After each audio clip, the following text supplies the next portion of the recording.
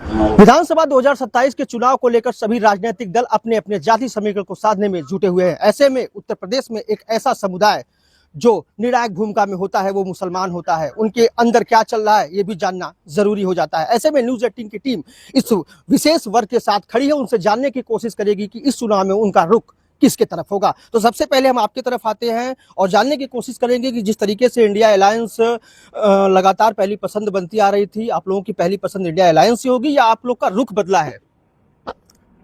देखिए, मुसलमानों का रुख जो है हमेशा साफ रहा है और वो जैसे पहले आपने देखा है उससे भी ज़्यादा बढ़ चढ़ करके इंडिया अलायंस के साथ रहेगी। 2024 के लोकसभा चुनाव में अखिलेश ने एक नारा दिए थे, पीडीए। क्या लगता है पीडीए जो नारा दिया था कितना कारगर रहा था और आने वाले समय में पीडीए में आप अपने आप को कितना हिस्सेदार मानते हैं?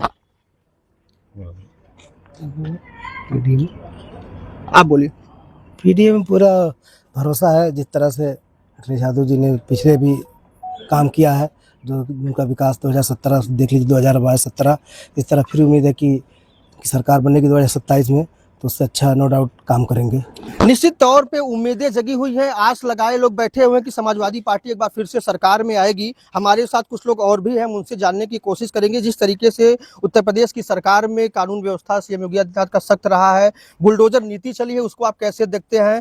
कानून व्यवस्था को सही मानते हैं या डर की नज़र से देखते हैं? अब भाई ऐसा है, कानून व्यवस्था है, अब वो अपने हिसाब से काम कर रहे हैं और जहाँ तक सवाल है उसमें छोटी छोटी बातों को हम लोग केयर भी नहीं करते। और दूसरी बात ये है कि सरकार में वो लोग हैं, अब वो लोग की मंशा क्या है, वो क्या करना चाहते हैं, समाज को क्या दिखाना चाहते हैं, अब वही लोग बता पाएंगे। और हम लोग तो वही पीडीए पे काम कर रहे हैं और कोशिश है कि 2027 में अखिलेश जी आएँ, उनके लिए मेहनत कर रहे हैं। योगी सरकार लगातार दावा कर रही है कि हम जितने भी हमारे योजनाएं चले हैं, खासकर पासमानदा समाज, मुस्लिम समाज को हमने दिया है। क्या लगता है जो लाभार्थी हैं जिन्होंने लाभ लिया है वो भाजपा की तरफ रुख करेंगे या फिर क्या भूमिका होगी आपकी? क्या कहेंगे? लाभार्थी देखिए, सरकार चलती है तो सबकी रहती है, किसी पर्टिकुलर एक लोगों की सरकार नहीं होती है। उत्तर प्रदेश में अगर सरकार है तो सारे समुदाय, सारे लोगों के लिए है, मुसलमान हिंदू सबकी सरकार है। तो लाभार्थी होते हैं वो किसी धर्म जाति से नहीं जोड़ा जा सकता उनको, इसलिए क्योंकि वो लाभार्थी होते हैं, उनकी ज़रूरत रहती है।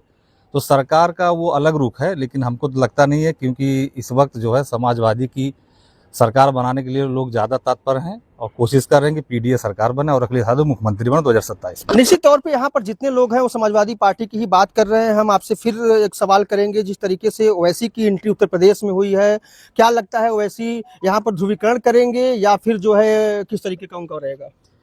देखिए, किसी का कोई मतलब नहीं है और इस बार 2027 में हर हाल में समाजवादी पार्टी की सरकार बनेगी, क्योंकि हर लोग, हर जात के लोग, हर वर्ग के लोग ये एकदम बिल्कुल मन बना के बैठे हैं कि 2027 में किसी भी कीमत पर समाजवादी की सरकार बनाएंगे। अखिलेश यादव जी को फिर से दोबारा मुख्यमंत्री देखना चाहते हैं बनना, और हर लोगों की चाहत है, जितने भी जात के लोग हैं, हर वर्ग के लोग हैं, हर लोगों की चाहत है कि माननीय अखिलेश यादव जी फिर से दोबारा मुख्यमंत्री बने।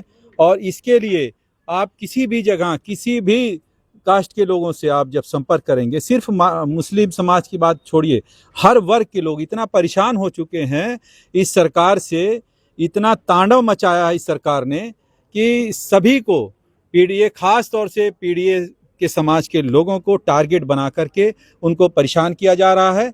और मुसलमानों को छोड़िए, मुसलमान तो है ही है एक तरफा समाजवादी पार्टी के साथ और अखिलेश यादव जी के साथ, कोई भी आएगा और मुसलमान ने एकदम मन बना लिया है कि समाजवादी पार्टी को ही वोटिंग करेंगे, सपोर्ट करेंगे और उनकी सरकार बनाएंगे।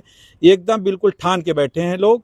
इसमें कोई भी अगर कितनी भी गणित कोई करे, उसका कोई मतलब नहीं होगा, कोई फायदा नहीं होगा, कोई हासिल नहीं उनका होगा। 2027 में समाजवादी पार्टी की सरकार बनने जा रही है। लगातार भारतीय जनता पार्टी के लोग आरोप लगाते हैं मुसलमान सपा को वोट तो करती है, लेकिन जब बड़ा चेहरा बनाने की बारी आती है तो उनको साइड कर दिया जाता है। क्या आप लोग के भी अंदर इस तरीके का कोई नहीं टिस है? नहीं, हमारी पार्टी ने, समाजवादी पार्टी ने बड़े बड़े चेहरे पैदा किए। हमारे नेता इतने बड़े माननीय आजम खान साहब थे जो आज फेस कर रहे हैं। अबू आसिम साहब इसी आजमगढ़ हमारी विधानसभा क्षेत्र के निवासी है, और आसिम साहब भी मुंबई में जाके उनको भी पार्टी का बरसों से सन 93 से उनको अध्यक्ष बना के रखा है। तो ऐसा नहीं है, बड़ा चेहरा तो पैदा किया गया है, हमने सम्मान किया है। पार्टी के हमारे राष्ट्रीय अध्यक्ष जी ने हमेशा सम्मान किया है, हर वर्ग हर समाज का किया है और सबको प्रतिनिधित्व दिया है। पिछली सरकारों में भी आपने देखा होगा कि हमारे यहाँ ये जाति के आधार से कभी अखिलेश जी ने या माननीय मुलायम सिंह यादव जी ने कभी जाति के आधार से समाज को बांटने की कोशिश नहीं की। निश्चित तौर पे दावे किए जा रहे हैं कि बड़े बड़े मुसलमान लोगों को प्रतिनिधित्व दिया गया है। आखिरी सवाल हम यहाँ के लोगों से करेंगे, जिस तरीके से विधानसभा चुनाव नजदीक आ रहे हैं, वैसे में क्या जाति धर्म के नाम पे इस बार वोट होगा या फिर रोजगार, शिक्षा या फिर अन्य चीजों पर इस बार वोट करने जा रहे हैं आप लोग? जाति धर्म के नाम पर वोट करने का कोई मतलब नहीं होता है। वोट आम जनता मन बनाई है। बेरोजगारी महंगाई इतनी ज़बरदस्त हो गई है कि सब लोग त्राहिमाम कर रहे हैं।